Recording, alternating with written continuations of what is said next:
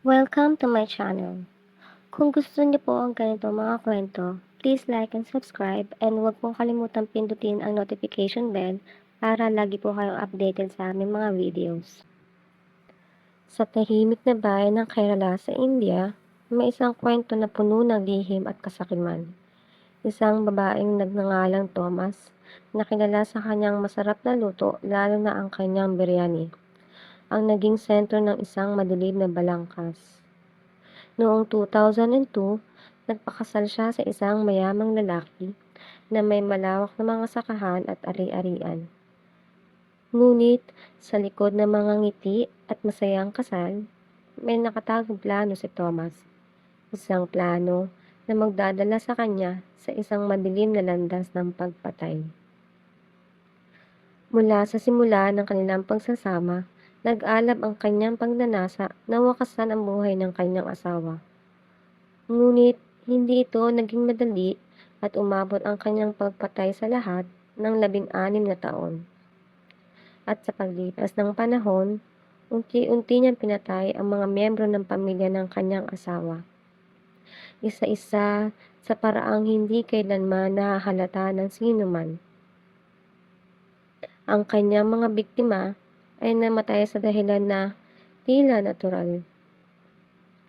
Nagpasa siyang simula ng kanyang madugong misyon sa pamamagitan ng pagpatay sa kanyang biyenan na babae noong 2002.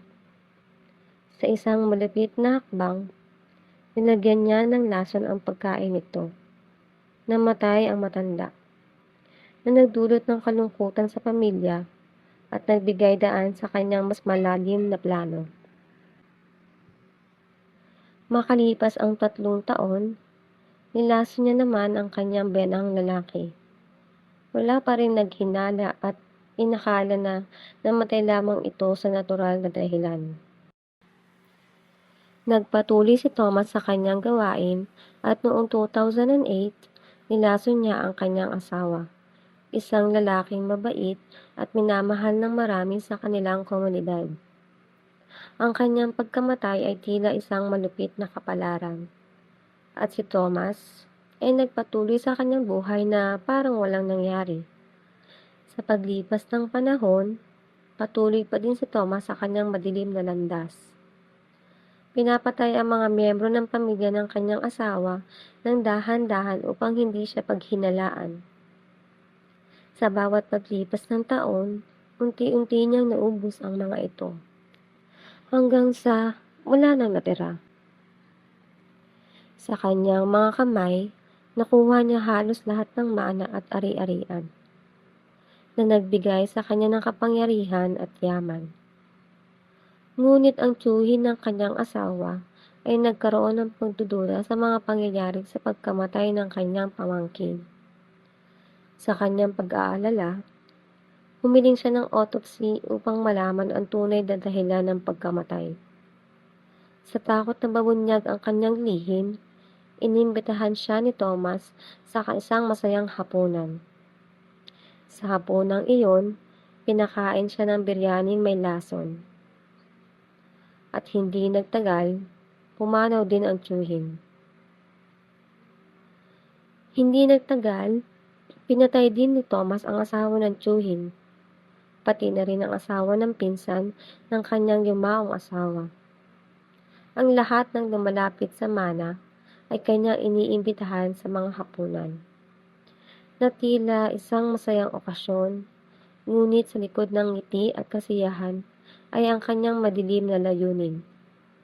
Sa bawat hapunan, unti-unti niyang pinapaslang ang may kaugnayan sa kanyang asawa.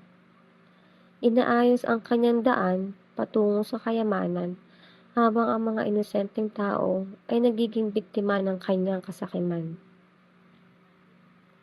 Sa huli, pinakasalan ni Thomas ang natitirang kaanak, isang pinsan din ng kanyang dating asawa, na tagapagmana rin ng malaking kayamanan.